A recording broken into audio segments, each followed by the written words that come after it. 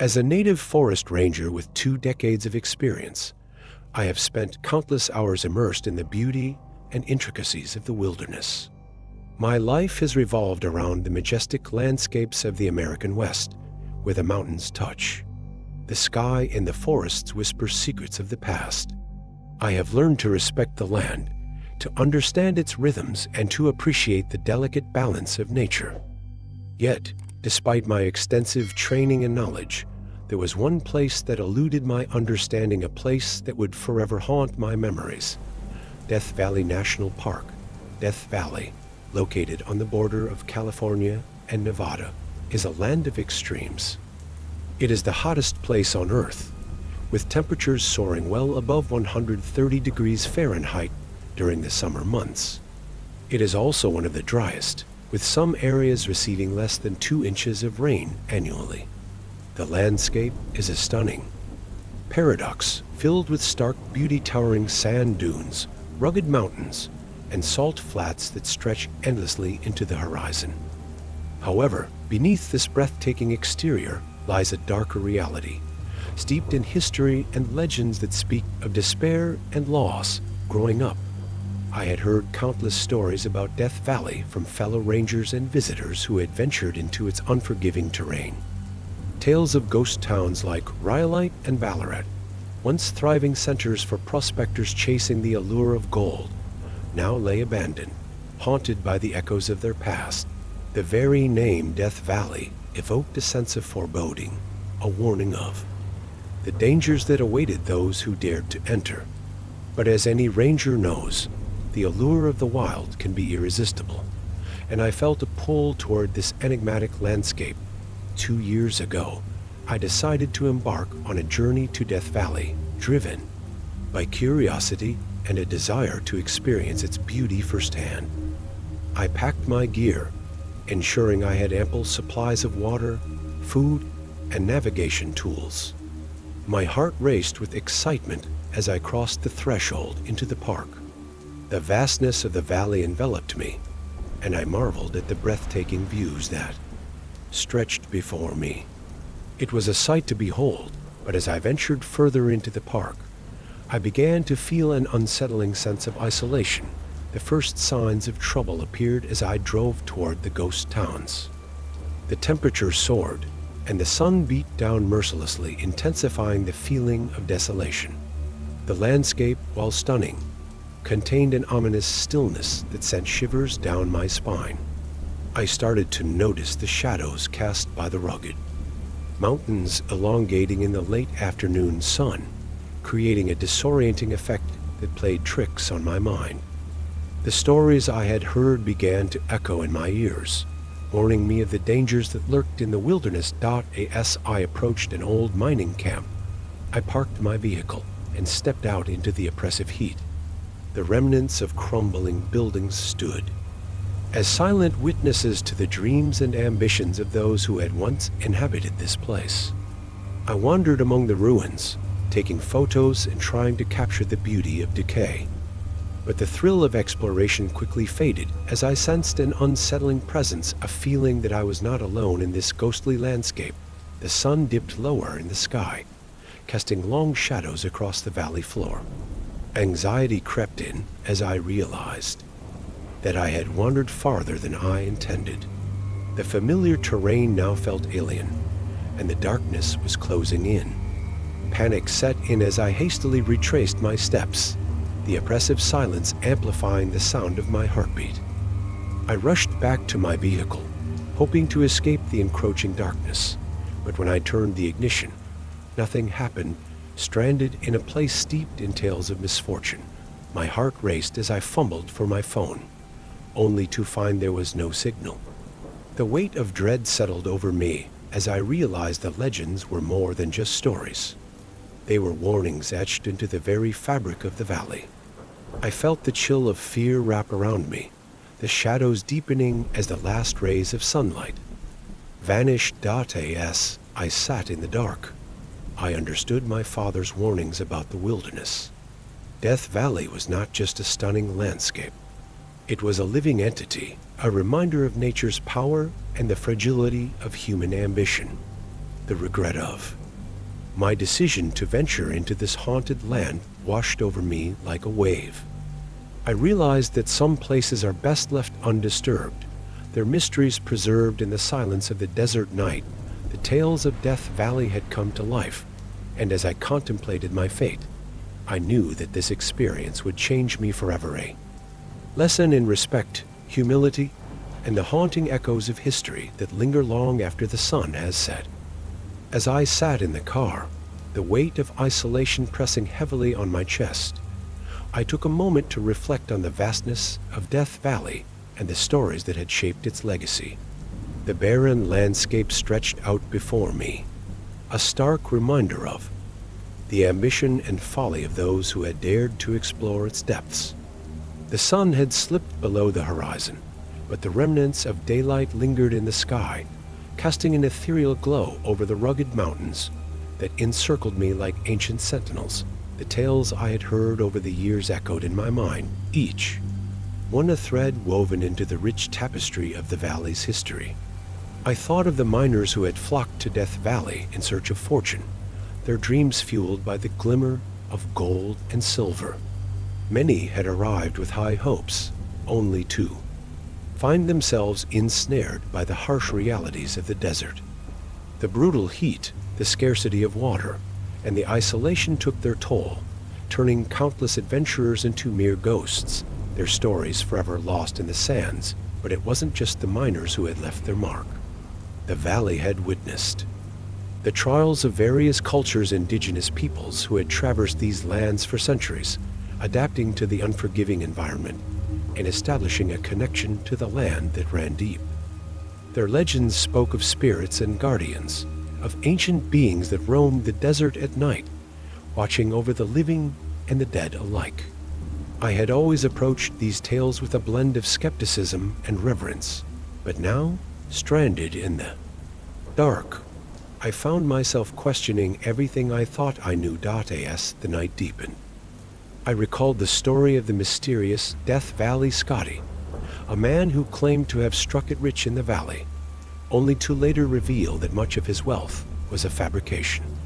His tales captivated audiences, but the truth was far more complex.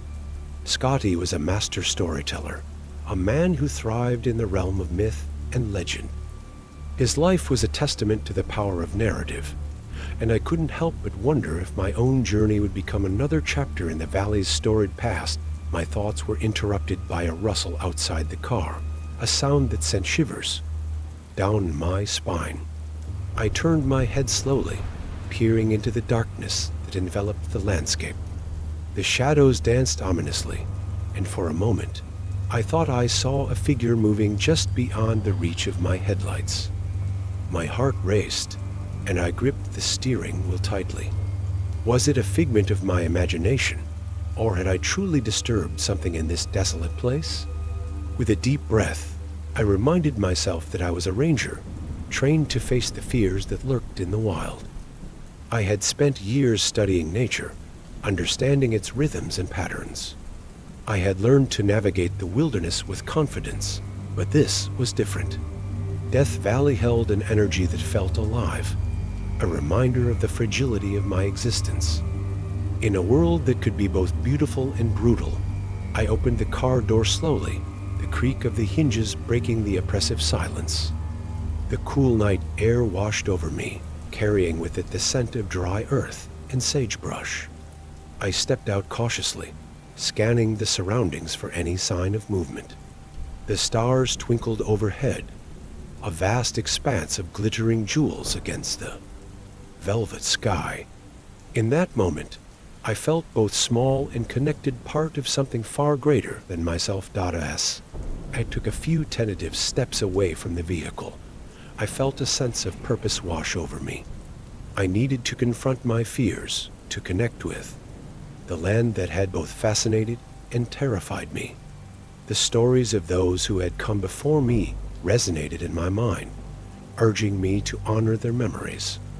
I closed my eyes and allowed the sounds of the night to envelop me, the whisper of the wind through the sagebrush, the distant call of a coyote, and the soft rustle of unseen creatures moving in the darkness. Suddenly, a flash of movement caught my eye, and I turned sharply to see a figure standing a few yards away. My heart raced as I squinted into the shadows, trying to make sense of what I was seeing. The figure emerged slowly, and I realized it was not a ghost or a spirit, but a fellow ranger, Tom, a colleague I had worked with years ago. "Tom?" I called out, my voice trembling. "What are you doing here?" He stepped closer, a look of concern etched on his face. "I came looking for you. I received your distress signal. I knew I had to find you before it was too late." Relief washed over me, and I felt the weight of the world lift from my shoulders. Tom had always been a steady presence, a man who understood the wilderness like the back of his hand. As we stood together under the vast expanse of stars, I realized that I was not alone in this haunting landscape. We shared a bond forged in the fires of our experiences, and together we would navigate the mysteries of Death Valley. With Tom by my side, I felt a renewed sense of courage. As we prepared to venture deeper into the park, I understood that the land held secrets that were meant to be uncovered not just for our own sake, but for the countless souls who had come before us, their stories woven into the very fabric of this extraordinary place. With Tom by my side, the oppressive weight of solitude began to lift. But as we moved deeper into the heart of Death Valley, an unsettling tension hung in the air, a reminder that we were not alone in this desolate expanse. The darkness seemed to pulse around us, and I could almost hear the whispers of the lost, souls that had wandered these paths before. We were about to uncover the hidden truths of this haunting landscape, truths that had been waiting in the shadows. Our first course of action was to locate the source of the distress signal I had sent. The device was a beacon meant to communicate with our headquarters, but in this wilderness, it felt more like a cry for help. As we trekked through the rugged terrain, I couldn't shake the feeling that something was watching us, lurking just beyond the reach of our flashlight beams. The stories I had heard about the valley's ghosts began to resurface in my mind, tales of specters who roamed the desert, searching for closure. "Do you believe in ghosts?" I asked Tom, breaking the silence as we navigated a narrow path. Lined with jagged rocks, he chuckled softly, but there was a hint of seriousness in his voice. "I don't know if I believe in ghosts, but I do know that the stories of this place have a way of getting into your head. It's easy to feel like you're being watched when you're out here." I nodded, understanding the sentiment. The valley had a life of its own, and as we pressed on, I felt the weight of history bearing down upon us. Each step felt like a reminder of the lives that had been lost, the dreams that had been shattered in this unforgiving land. As we approached the location of the distress signal, I noticed something unusual in the distance, a flickering light. It danced erratically, shimmering like a mirage against the darkened backdrop of the mountains. "What is that?" I whispered, my heart racing. Tom squinted into the darkness, his expression shifting from curiosity to concern. "I don't know, but we should be cautious. It could be a reflection or something else entirely. Against our better judgment, we decided to investigate. The flickering light seemed to beckon us, and the pull of curiosity was too strong to resist. As we drew closer, the light became more defined, revealing itself to be a small campfire. But as we neared the clearing, an eerie feeling washed over me. The fire flickered with an unnatural glow, casting elongated shadows that danced like phantoms among the rocks. "Stay alert," I cautioned Tom as we stepped into the clearing. "Something doesn't feel right here." The fire was surrounded by scattered personal belongings, old, tattered clothing, a backpack, and a journal. My heart sank as I recognized the items. They belonged to a fellow ranger who had gone missing months ago during a solo expedition. I felt a chill run down my spine, a sense of dread settling in my gut. "This is Mark's stuff," I said, my voice trembling. He disappeared out here. We need to find out what happened to him. Tom nodded, his brow furrowing as he scanned the area. We should look for any signs of a struggle or clues about where he might have gone. As we began to search the clearing, the atmosphere grew heavier, and an unsettling silence enveloped us. It was as if the very land was holding its breath, waiting for us to uncover the truth. I flipped through the pages of Mark's journal, desperately seeking answers. The entries chronicled his excitement about exploring Death Valley. But as the days progressed, the tone shifted. His writings became increasingly erratic, filled with fears of something watching him, something lurking just beyond his line of sight. I can feel it, he had written in his last entry. It's close, and I don't know how to escape. A cold sweat broke out on my forehead as I read those words. I looked up at Tom, who was now pale and visibly shaken. "What do you think he meant by that?" he asked, his voice barely above a whisper. "I don't know, but we need to leave. This place feels wrong, and I don't want to end up like him," I replied, my instincts screaming at me to get out. As we turned to leave, the flickering light of the fire began to dim, and a cold wind swept through the clearing, snuffing it out completely. Darkness enveloped us, and I felt a surge of panic rise within me. "We need to go now," I urged, feeling the weight of the valley closing in around us. Just as we turned to retrace our steps, we heard a low, guttural growl emanating from the shadows. It was a sound unlike anything I had ever encountered, a primal echo that reverberated through the ground beneath our feet. My heart raced, and I instinctively reached for Tom's arm, pulling him closer.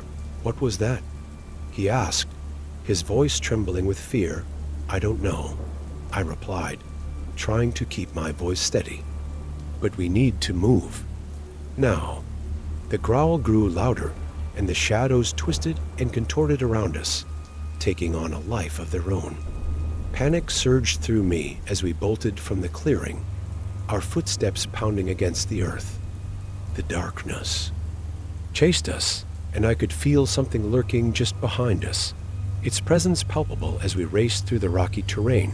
As we stumbled through the night, I couldn't shake the feeling that we were being hunted. The valley was alive with unseen forces, and I realized that the legends I had once dismissed were rooted in a reality that was now closing in on us. The weight of history and loss hung heavily in the air, reminding me of the souls that had wandered these paths before. Trapped by their own ambitions and fears, we ran without looking back, driven by the instinct to survive. The flickering shadows danced around us, and the growls echoed in the depths of the valley, urging us to flee. In that moment, I understood the true nature of Death Valley, a place that was both beautiful and terrifying, holding secrets that were meant to remain buried. As we fled the clearing, the adrenaline coursing through my veins sharpened my senses. The growls behind us were a stark reminder that we were not alone, and as we sprinted through the dark, rocky terrain, the complexity of our situation began to sink in. This was not just a survival story. It was a reckoning with our past, our ambitions, and the very essence of what it meant to be a ranger in a place that demanded respect and understanding. The history of Death Valley was as rich as it was haunting. The valley had long been a place of dreams and despair, a land where ambition had driven many to their limits. The echoes of the miners who had once sought fortune in these harsh conditions resonated in my mind. They were pioneers, but their stories were often tinged with tragedy. I recalled the tale of Rhyolite, a bustling town that had sprung up during the gold rush, only to fade away when the resources ran dry. What had they felt as the last remnants of their dreams crumbled around them? What darkness had consumed them? My thoughts raced as we navigated the uneven ground, and I glanced at Tom, who was struggling to keep pace. "We need to find shelter," I shouted over the cacophony of our footsteps. "Somewhere we can regroup and figure out our next move." Tom nodded, his face pale with fear, but determination flickered in his eyes. "There's an old ranger station about a mile from here," he gasped. "It might provide some cover." We pressed on, the shadows around us thickening as the growls continued to echo ominously in the darkness. The urgency of our situation heightened the complexities of our emotions. Tom and I had been colleagues for years, but now we found ourselves thrust into a life or death scenario that forced us to confront our fears and insecurities. The bond of trust we had built over time was being tested in ways I had never anticipated. Would we emerge from this ordeal with our friendship intact? Or would the weight of our experience drive a wedge between us? As we approached the ranger station, a dilapidated structure barely visible in the dim light, I couldn't shake the feeling that we were being watched.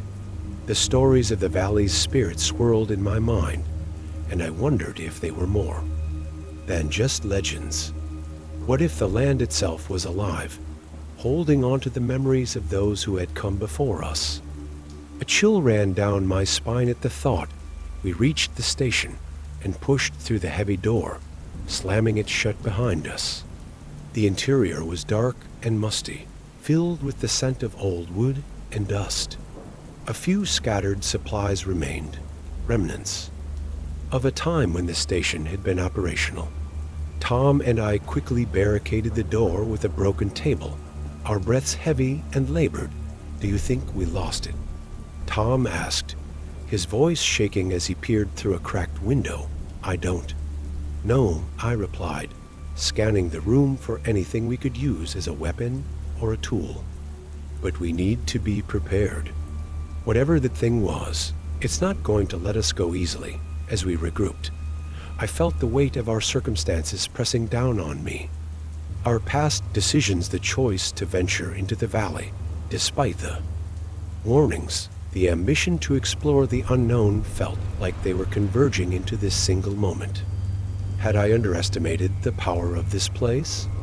Had I placed our lives at risk for the sake of curiosity? Tom broke into my thoughts, his face a mix of determination and fear. "We can't just sit here. We need to find out what we're dealing with. Maybe we can use the radio to call for help." I nodded, but a sense of dread pooled in my stomach. The ranger station's radio equipment was outdated, and I feared it would be useless in our current predicament.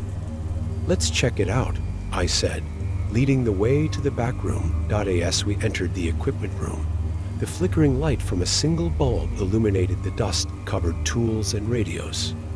I felt a sense of nostalgia wash over me.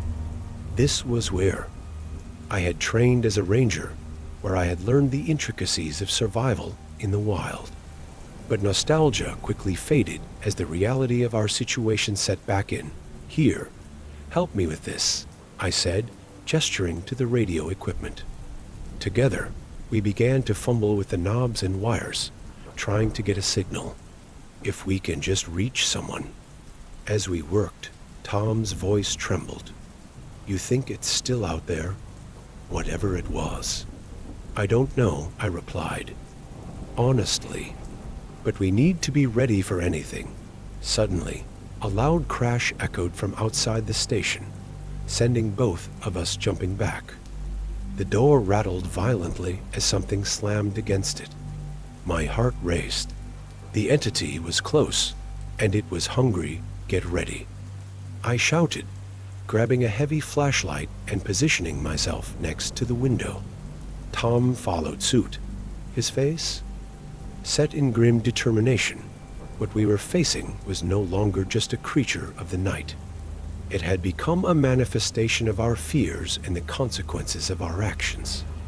The spirits of the valley seemed to be awakening, and we were at the center of their unrest. The room trembled as the entity continued to batter the door, and I realized that our fight was not just for survival. It was a confrontation with the very essence of ambition, greed, and the dark side of exploration. In that moment, I understood that Death Valley was not merely a backdrop for our adventures. It was a living testament to the hubris of those who had come before us. As the door creaked under the relentless assault, I felt a newfound resolve surge through me. We would not be victims of our own curiosity. We would confront whatever lay beyond that door together. This was our moment to face the complexities of our choices, our fears, and the darkness that threatened to consume us. The door shuddered violently as the entity outside continued its relentless assault. Each blow sent shockwaves through the old ranger station, rattling the walls and sending dust cascading from the ceiling. Tom and I exchanged a glance, a silent understanding passing between us. We were on the brink of something monumental, a confrontation that would test not only our physical strength, but the very resolve of our spirits.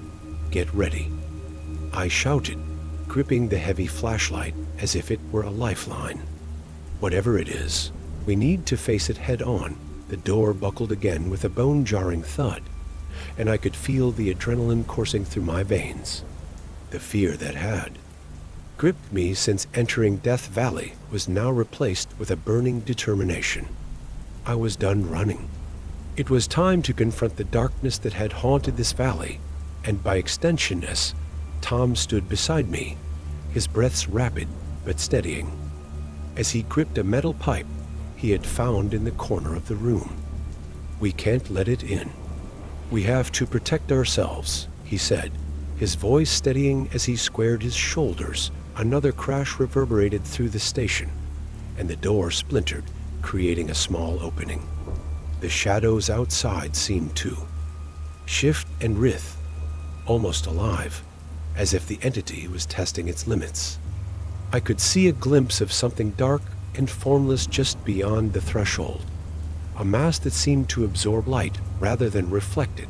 "On three," I said, readying myself for what was to come. 1, 2, 3. With a collective push, we shoved against the door, trying to keep it closed against the mounting pressure. The force from outside was immense, and we struggled to maintain our ground. The door creaked and groaned, but we held firm, each of us channeling our fear into strength. "Hold it together," I yelled, my voice rising above the chaos. "We're not going to let it take us." Just as it seemed the door would give way, the entity outside let out a roar, a guttural sound that reverberated through the walls and rattled our bones. It was a sound that spoke of rage and despair, a lament for the souls that had been lost in the valley. At that moment, I felt something shift deep within me. The fear that had consumed me for so long began to dissipate, replaced by a resolute understanding of our situation. "This isn't just about survival," I shouted, my voice breaking through the cacophony. "It's about understanding. This creature is a part of this valley's history, just like the miners and the spirits we've heard about. We need to confront it, not just fight it." Tom looked at me, his eyes wide with a mixture of fear and hope. "What do you mean?" "It's not just a monster," I explained, my heart racing. "It represents everything that has come before us, the ambition, the greed, the loss. We can't let it control our fate. We need to find a way to communicate, to understand what it wants." As the door shuddered violently yet again, I reached for the flashlight and pointed it toward the splintered opening. "If we can show it that we're not here to conquer, but to understand, maybe we can find a way to coexist." Without waiting for Tom's response, I pressed my body against the door and shouted into the darkness, "We're not your enemies. We're here to learn. We honor the stories of those who came before us." The entity paused, and for a heartbeat, the world fell silent. The oppressive weight of the chaos lifted, and I could feel a shift in the air, as if the valley itself was listening. "Keep talking," Tom urged, his voice filled with desperation. "Don't stop. I took a deep breath and continued. We know the pain of loss. We understand the toll that ambition can take. We've heard the stories of those who sought fortune and found despair. We are not here to repeat their mistakes. Suddenly, the door rattled violently again, but this time it felt different, less like an attack and more like an inquiry. The shadows outside seemed to pulse, the darkness shifting as if trying to comprehend my words. Please, if you can hear us, I implored, show us what we need to understand. We are willing to listen. The air grew thick with tension, and I could feel the entity's presence pressing against the door. The shadows flickered, and then, just as suddenly as it had begun, the pounding ceased. A profound silence enveloped us, and I could feel Tom's breath hitch beside me. What just happened? He whispered, eyes wide with disbelief. I don't know, I replied, my voice barely above a whisper, but I think it's responding. We may have reached a turning point. As I slowly eased the pressure off the door, the atmosphere shifted again. The darkness outside receded slightly, and I could see a hint of movement, shadows swirling and coiling in a dance that felt almost deliberate. Are we safe? Tom asked, his voice trembling. I think we've bought ourselves some time. I said cautiously, but we need to keep communicating. This is our chance to bridge the gap between us and whatever this entity represents with a newfound sense of purpose. I took a step back from the door, preparing to engage once more. We were on the brink of something transformative, not just for ourselves, but for the very essence of Death Valley, a reckoning that could reshape our understanding of this haunting land and its restless spirits. As I stood there, ready to face the unknown, I felt a surge of strength and clarity. This was at the moment where we could confront our fears and redefine our relationship with the valley. We had awakened something ancient, and it was time to honor that legacy in a way that would resonate for generations to come. The silence in the ranger station was deafening after the entity's retreat.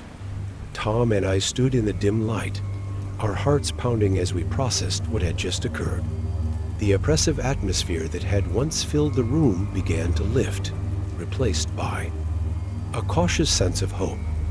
We had faced something profound, and our decision to confront it, rather than flee, had altered the course of our experience in Death Valley. But at what cost? As the dust settled, I felt a wave of exhaustion wash over me. The adrenaline that had propelled us through the encounter now drained away, leaving me feeling hollow. I leaned against the wall, my mind racing with thoughts of what had just transpired. The entity had been more than just a creature. It was a manifestation of the valley's history and the collective pain of those who had come before us. Did we really manage to communicate? Tom asked, his voice trembling slightly. What if it comes back?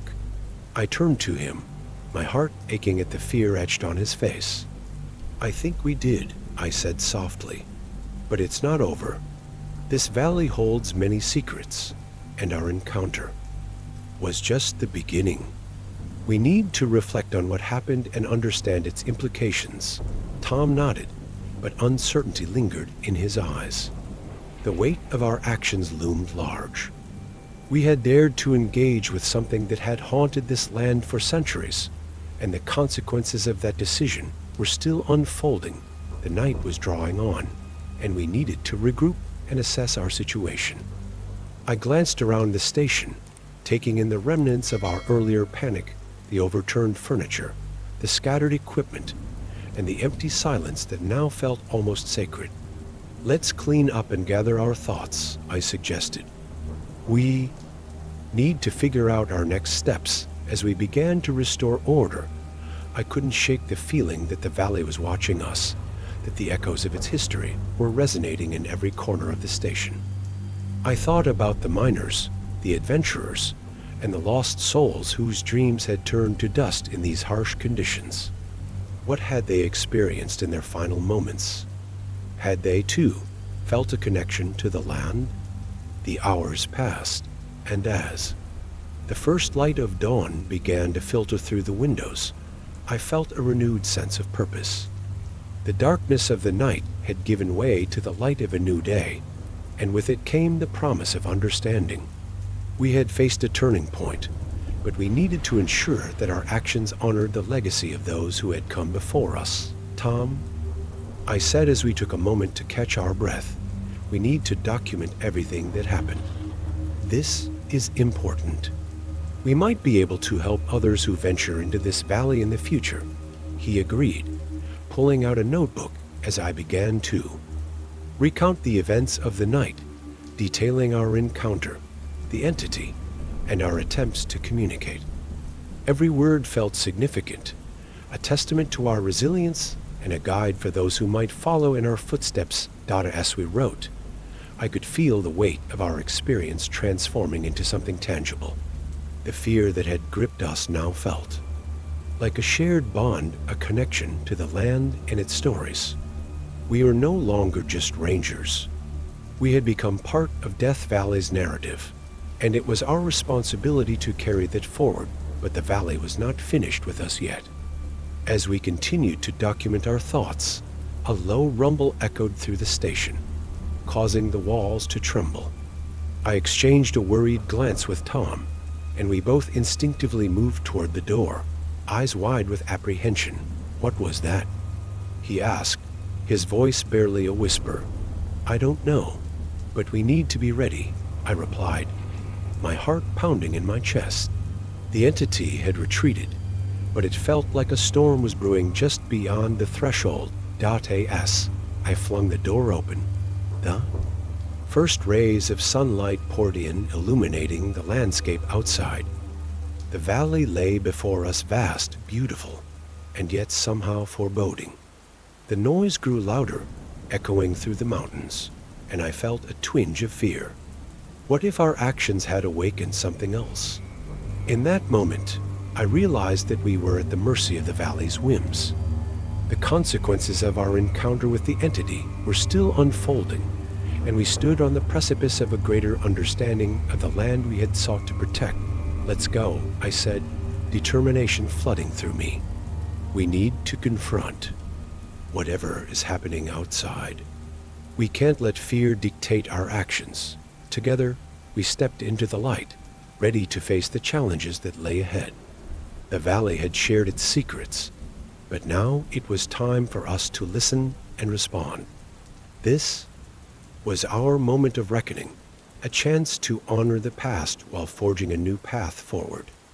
Whatever awaited us, we would face it together, united in our purpose and our commitment to the land we loved. As we stepped outside, the harsh light of dawn revealed a landscape that felt both familiar and alien. The beauty of Death Valley was undeniable, with its expansive vistas and vibrant colors, yet an undercurrent of tension hung in the air, reminding us of the darkness we had narrowly escaped. The valley was alive, infused with the energy of countless stories and the weight of history, and we were determined not to become another tale of loss. Tom and I stood at the threshold of the ranger station, our hearts racing as we surveyed the scene. The rumble we had heard moments before had subsided, but the landscape felt charged, as though it were waiting for something to unfold. "What do you think caused that sound?" Tom asked, his voice low and cautious. "I'm not sure," I replied, scanning the horizon for any signs of movement. "But we need to investigate. Whatever it was, it's a part of this valley's story, and we owe it to ourselves and to those who came before us to uncover the truth." With a shared nod, we set off toward the source of the rumble, our senses heightened as we navigated the rugged terrain. The air was thick with anticipation, and I could feel the weight of our experiences pressing down on us. Each step was a reminder of the challenges we had faced, and I felt a growing sense of purpose driving me forward. As we walked, I reflected on the journey we had undertaken. The fear and uncertainty we had experienced during our encounter with the entity had forced us to confront not only the unknown, but also our own limitations.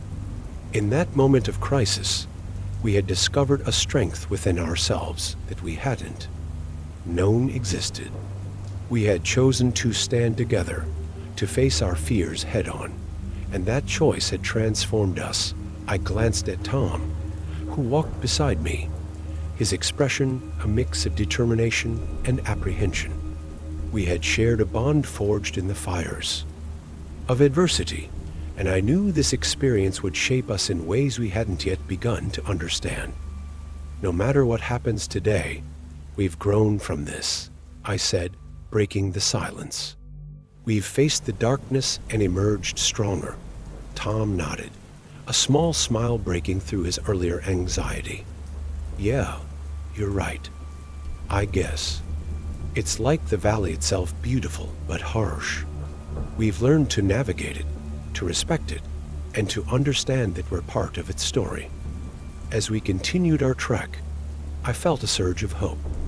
The valley had tested us, but it had also offered us a profound opportunity for growth. Each challenge we faced had deepened our connection to this land and to each other. The lessons we were learning were not just about survival. They were about resilience, respect, and the importance of community. We reached the edge of a rocky outcrop, and as we climbed higher, the view opened up before us like a canvas painted with the colors of dawn. The vastness of Death Valley stretched out, and in that moment, I realized that we were not just observers of this landscape. We were part of its narrative, a living testament to the power of perseverance. Look, Tom said, pointing to the horizon. Over there, near the ridge, I squinted against the sunlight and saw what appeared to be a disturbance in the dust, a figure moving among the rocks. My heart raced. Was it the entity we had encountered? Or perhaps another lost soul drawn to the valley's allure?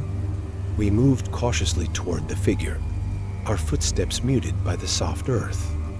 As we got closer, I could see it was a person, hunched over and seemingly struggling. Hey, are you all right?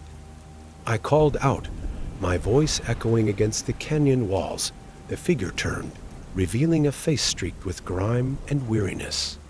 It was a man, his clothes tattered and his eyes wide with fear.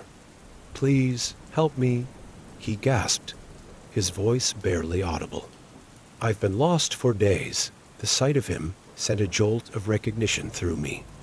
Here was another soul caught in the valley's grip, a reminder of the very real dangers that lurked within its beauty. What happened? I asked, rushing forward to support him. How did you end up here? He took a deep breath, struggling to find his words. I was hiking with friends, but I got separated. I thought I could find my way back, but the valley, it plays tricks on you. I didn't realize how far I had wandered. Tom and I exchanged glances, the weight of his words sinking in. This man's story mirrored the countless others I had heard over the years, those who had ventured into the valley with dreams of adventure, but had been met with hardship. You're safe now, I assured him, helping him to stand. We can get you back to safety. As we made our way back to the ranger station, I felt a renewed sense of purpose. The valley had tested us, but it had also shown us the importance of compassion and the responsibility we bore as guardians of this land. We were not just here to protect it. We were also here to help those who found themselves lost within it. Our encounter with the man solidified the lessons we had learned. It was a reminder that growth comes not only from facing our fears, but also from extending our hands to others in need. Together, we would carry the stories of those who came before, ensuring that the lessons of the valley would continue to resonate through time. As we approached the ranger station, I felt a sense of accomplishment. We had faced darkness and emerged not just as survivors, but as a community strengthened by adversity. The valley had changed us, and in return, we would honor its legacy by sharing our experiences and helping others navigate its complexities. In that moment, I understood that true growth is not just about overcoming challenges. It's about embracing the journey, learning from our mistakes, and becoming better stewards of the land we love.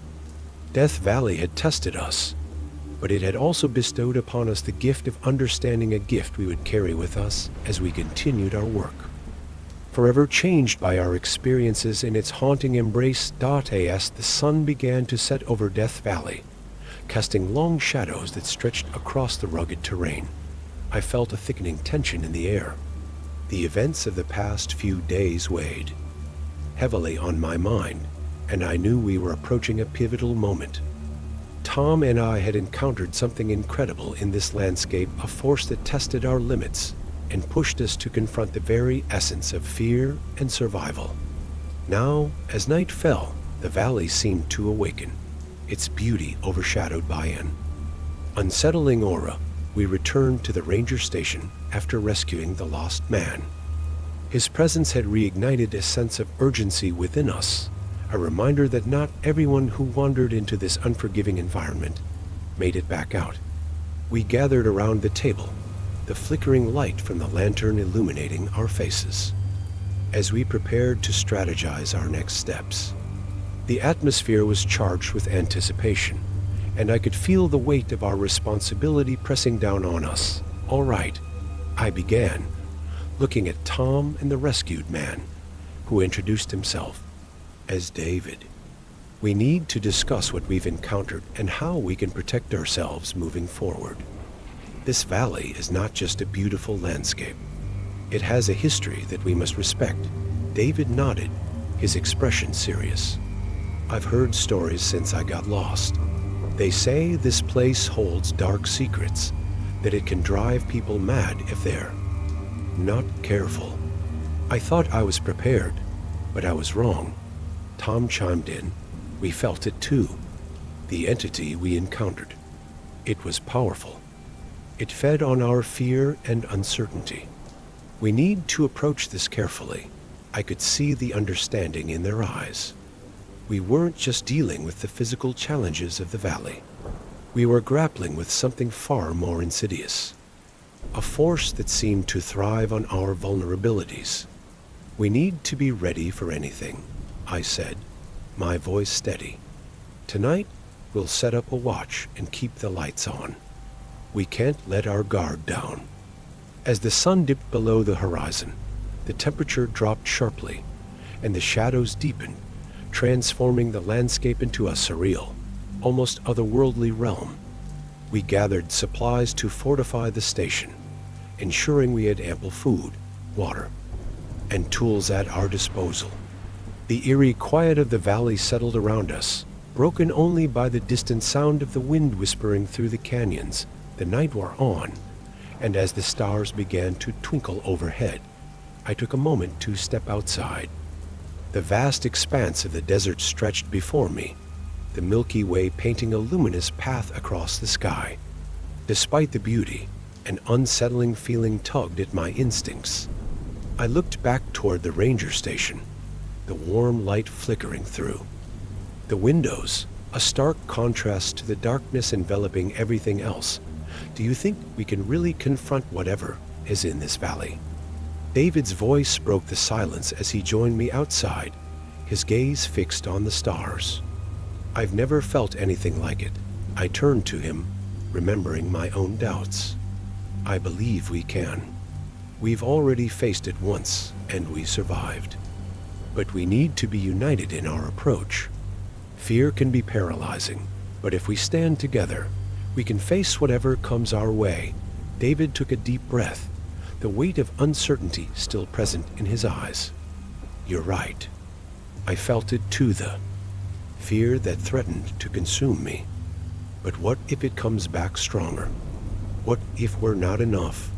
Then we adapt," I replied, my voice firm. "We learn from our experiences and use that knowledge to navigate the unknown. This valley has tested us, but we have each other. And that makes us stronger."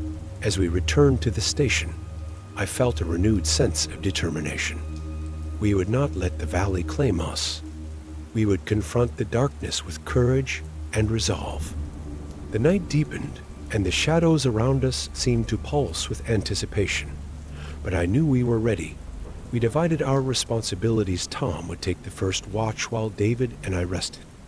I settled into a corner of the station, my mind racing with thoughts of the entity that lurked in the shadows. I recalled the stories I had heard about the valley, the legends of lost souls and wandering spirits. There was a connection between those tales and the darkness we had encountered, something ancient and powerful that demanded respect. As the hours passed, I drifted into a restless sleep, filled with dreams of the valley and the echoes of its past. I was awakened by Tom's voice, urgent and low. "It's time. Something's out there." I shot up, adrenaline surging through me as I reached for my flashlight. "What did you see?" "Just shadows at the edge of the camp," he said, his voice steady despite the fear in his eyes. "But they're moving closer." We moved quickly to the windows, peering into the darkness that surrounded us. The night was alive with sounds, rustling leaves, distant howls, and the unmistakable feeling that we were being watched. The moon hung high in the sky, casting an eerie glow over the landscape, illuminating the path we needed to take. "Get ready," I said, my heart pounding. "We need to confront this together." With that, we steeled ourselves for the climax of our journey into Death Valley. We would face the unknown, united in our purpose and our determination to uncover the truth of this haunting landscape. The valley had tested us, but now it was time to rise to the challenge, armed with the knowledge we had gained and the strength we had forged together. As the night deepened around us, the tension in the ranger station became almost suffocating. The shadows danced along the walls, and the sounds of the desert grew louder, heightening our senses. Tom, David, and I stood together, our hearts racing as we prepared to confront whatever entity had haunted us since our arrival in Death Valley. This was the moment we had been waiting for, the culmination of our fears and our determination to reclaim the valley from its dark grasp. "Stay close," I whispered, the grip on my flashlight tightening as I scanned the perimeter. "We have to keep our wits about us." The atmosphere felt charged, as if the very air around us was alive with anticipation.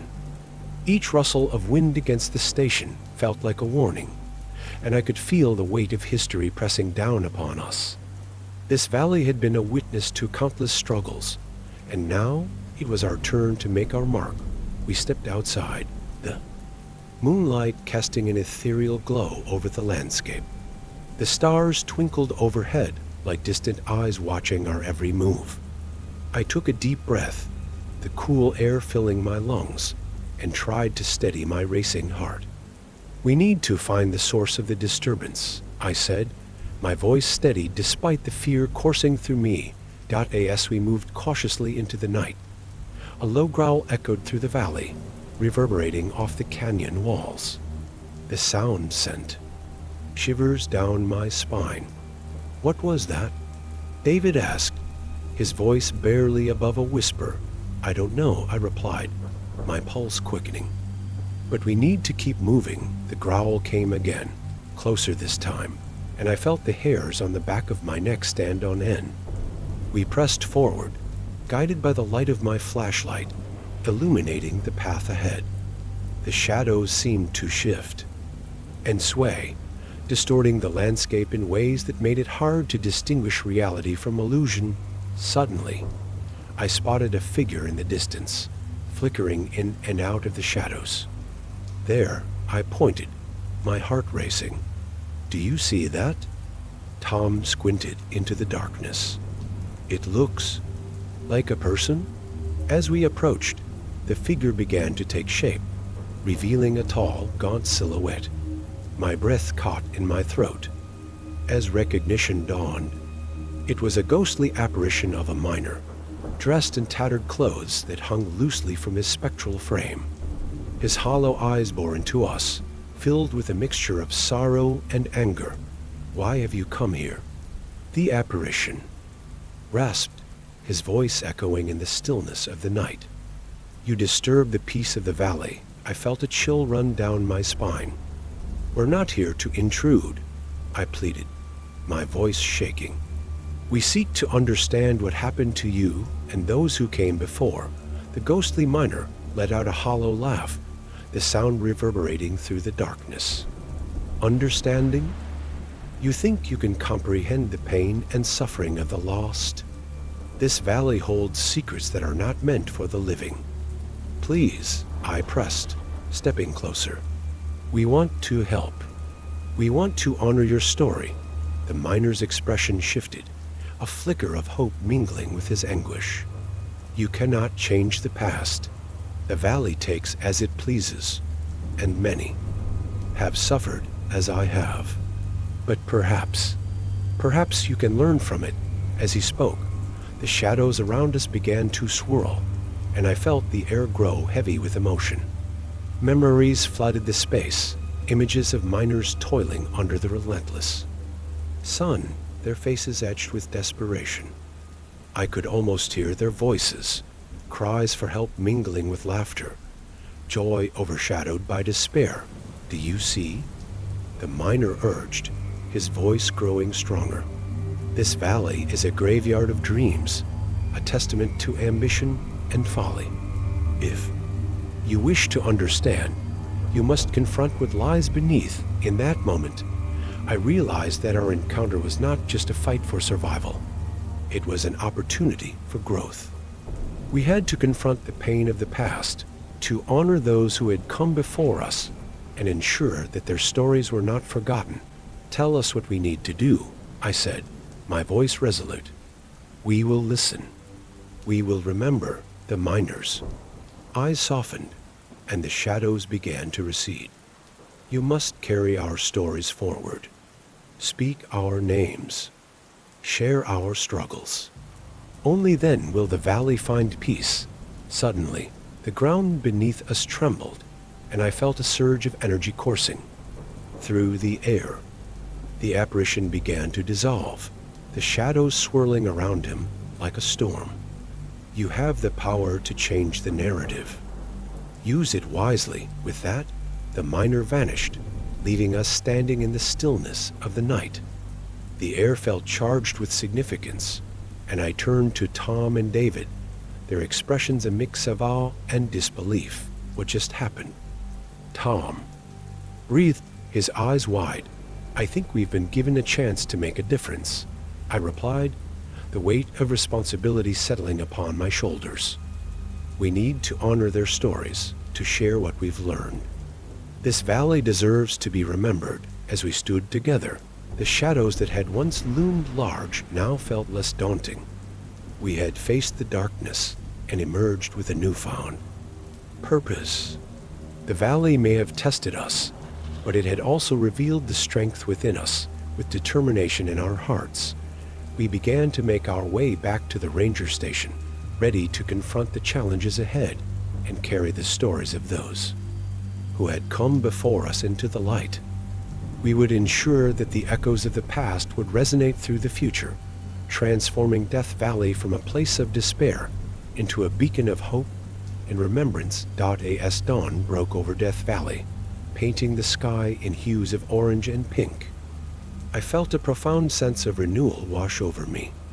The encounters of the night had shifted something within me, transforming fear into purpose. The valley, once a place of dread and foreboding, was now a canvas of stories waiting to be told. Together, Tom, David, and I stood at the precipice of a new beginning, ready to honor the legacies of those who had come before us.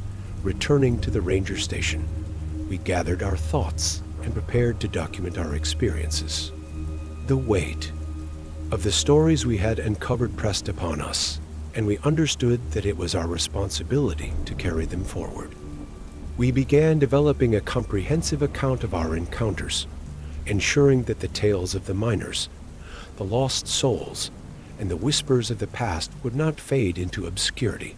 I felt a renewed sense of duty, not just as a ranger, but as a custodian of the valley's history.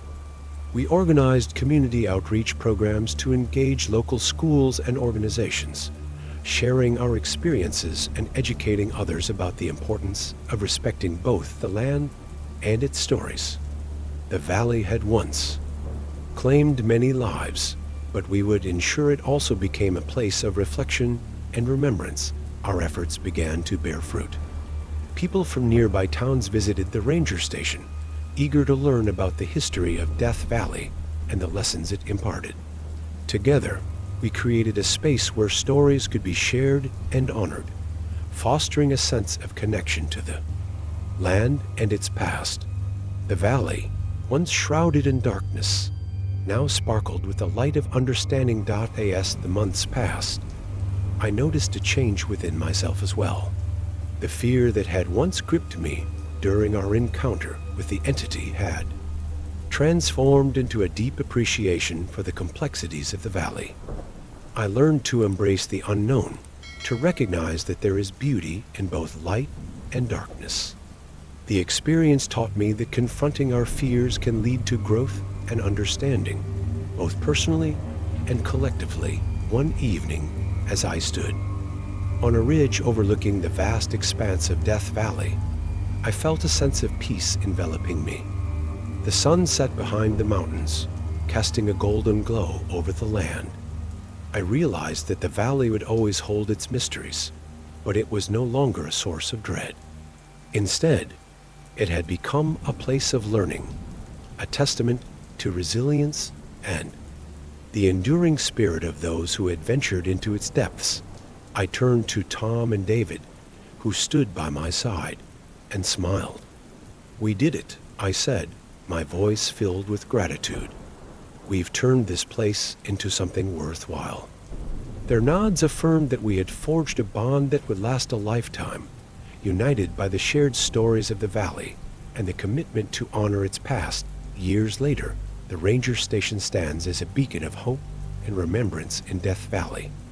The community has embraced the stories of the valley, and visitors come from far and wide to learn about its history.